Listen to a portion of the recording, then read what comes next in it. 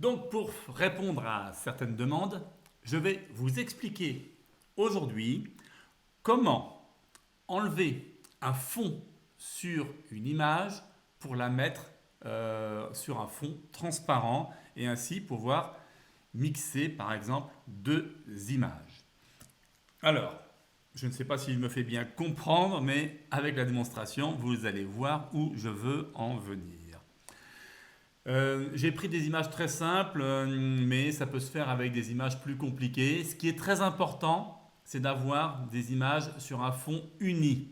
Bon, même si on n'a pas un fond uni, on y arrive toujours, mais ça rend les choses un peu plus complexes. Alors là, moi, j'utilise le logiciel Photoshop, comme vous voyez là.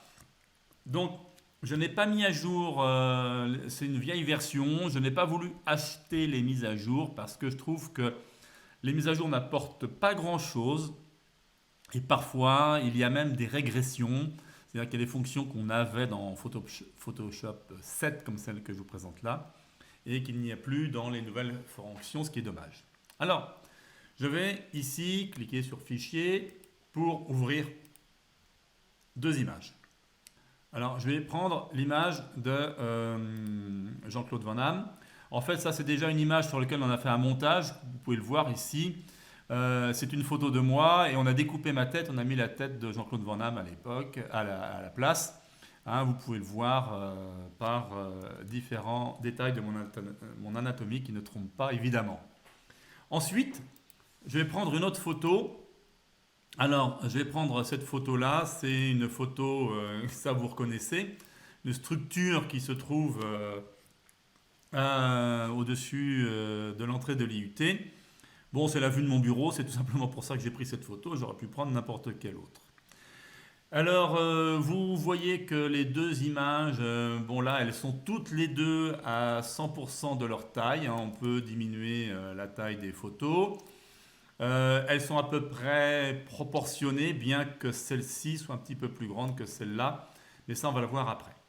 On va commencer par s'occuper du cas de Jean-Claude Van Damme. Donc, je le ramène ici. Et vous voyez ici qu'il est sur un fond vert. Alors là, c'est pratique. On l'a mis sur un fond vert pour justement pouvoir détourer les choses. On fait la même chose hein, pour les logiciels de montage audiovisuel. C'est à peu près la même finalité. Bon, je commence sur une photo, puis après, je vous montrerai éventuellement comment on le fait sur un film. Alors, je vais utiliser deux fonctions, enfin trois plutôt. Je vais utiliser ici la baguette magique qui est là. Je vais utiliser la gomme qui est là et je vais utiliser l'outil de déplacement qui est là. Ces fonctions-là, vous les retrouvez sur les dernières versions de Photoshop. C'est à peu près les mêmes symboles. Et sur d'autres logiciels, vous retrouvez à peu près cela. Alors, je clique ici sur la baguette magique. Et j'amène ma baguette magique sur le fond vert. Là, je clique et vous voyez que la baguette magique m'a sélectionné tout ce qui était en vert. Maintenant, je retourne dans ma petite barre de menu à côté et ici, en cliquant sur le petit triangle, je vois que j'ai trois options, gomme, gomme d'arrière-plan, gomme magique. Attention, là, ce n'est pas forcément évident. Il faut prendre la gomme magique et pas la gomme d'arrière-plan. Donc, je clique sur la gomme magique. Je ramène ma gomme ici et quand je clique, eh bien, vous avez vu que j'ai effacé là l'intégralité du fond et le fait qu'il y ait ces damiers, ça m'indique que l'image est sur un fond transparent. Alors maintenant, ce que je vais faire, c'est que je vais amener ce personnage-là sur cette image-là. Pour cela, il faut déjà penser un petit peu à l'harmonie des images. Ici, ben, je peux vérifier quelle est la taille de mon image. Donc je vais cliquer sur Image. Je vois taille de l'image. Donc sur les versions, je le répète encore une fois, sur les versions plus récentes de Photoshop, c'est sensiblement la même chose. Donc taille de l'image, je vois 414 pixels par 415 pixels. Bon, c'est une image carrée quasiment. Ici, c'est bien en pixels. Alors, on peut l'avoir en pourcentage, on peut l'avoir en centimètres, on peut l'avoir bon, différentes choses. Bon, là, on va garder cette taille-là, ça n'a pas trop d'importance. Hein, donc, je valide ici en cliquant sur OK. C'est juste pour vérifier. Là, je déplace mon image, hein, je déplace mon image en cliquant ici et sans relâcher la souris, je la déplace. Et là, je viens sur l'autre image. Alors, pour savoir laquelle est active, sur cette version de Photoshop, vous voyez ici que le bleu est un peu plus soutenu que celui-là. Donc là, je clique et bon, ça passe en premier plan. Et ici, le bleu est un peu plus soutenu. C'est pas tout à fait comme ça sur les dernières versions, sur les Photoshop CS qu'on a à l'IUT qui s'appelle Creative Suite. Mais ça n'a pas d'importance, on s'y retrouve. Alors après, pareil, je vais vérifier la taille. Là, je vois que la taille fait à peu près 1000 par 605 pixels. Bien. Alors, je vais diminuer légèrement cette taille-là en diminuant la largeur. J'ai bien vérifié auparavant que j'ai le rapport de proportionnalité qui est toujours là, qui est bon. Ça veut dire que si je diminue la largeur, ça va diminuer la hauteur dans les mêmes proportions. Vérifiez-le à chaque fois. Ce n'est pas forcément mis d'office, hein.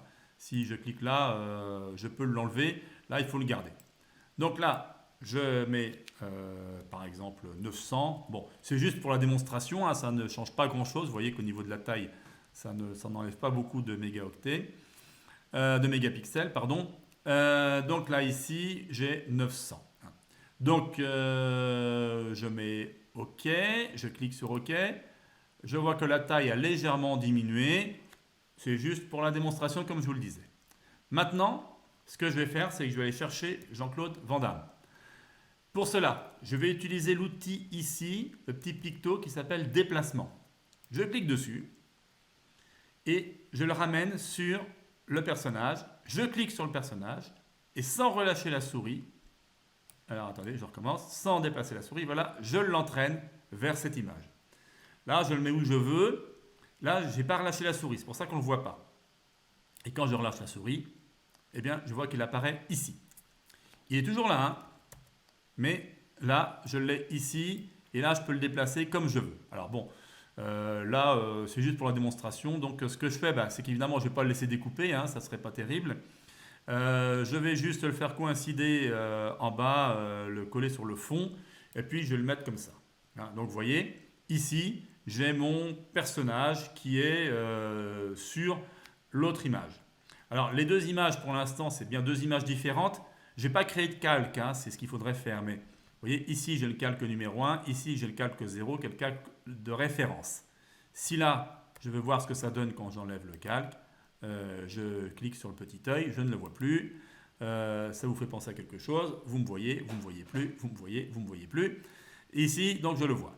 Donc là, j'ai mon image complète. Alors, comme je n'ai plus besoin de celle-ci, je vais mettre là l'image nouvellement créée en grand écran. Et je peux encore faire des modifications. Et au bout d'un moment, je décide que c'est bon. Alors, ce que je vais faire, c'est que je vais aplatir l'image. Pour cela, je vais dans la fonction calque, aplatir l'image, c'est-à-dire fusionner. Alors, vous avez les deux formules. Hein. Vous avez, à un moment donné, vous verrez fusionner. Alors, vous voyez ici, fusionner avec le calque inférieur.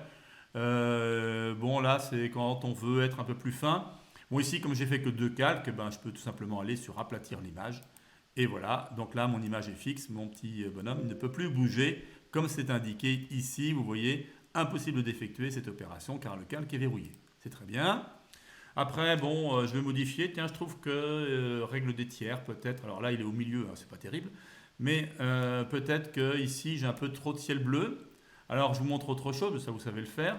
Je vais chercher la fonction rogner. Ça, vous l'avez aussi sur vos téléphones portables. Et puis, j'amène ma fonction rogner ici. Sans relâcher la souris, je trace mon petit cadre pour refaire les contours. Bon, alors, par exemple, là, je vais faire quelque chose comme ça pour le mettre un petit peu plus par là, hein, pour essayer de respecter à peu près la règle des tiers. Bon, là, j'ai mis un peu moins d'espace, comme vous le voyez là-haut. Bon, j'ai fait ma nouvelle image. C'est fait. Alors, pour cela, je ne peux pas vous le montrer, mais je valide en appuyant sur Entrée. Et ça me fait ma nouvelle image, ici, avec Jean-Claude Van Damme, enfin la tête de Jean-Claude Van Damme et le corps de Jean-Claude Samoyau, devant la structure de l'IUT. Bon, puis après, voilà, hein, j'ai mon image telle que je la voulais. Je clique ici sur Fichier, Enregistrer sous, et puis je vais l'appeler. Bon, par défaut, c'est PNG. Ça pourrait être une extension JPEG. Bon, ça, vous connaissez tout ça. Alors, vous pouvez aussi le convertir en PDF, hein. Mais là, bon, on va garder PNG. On peut prendre JPEG.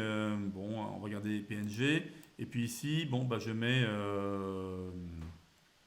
mettre, je vais appeler la photo différemment.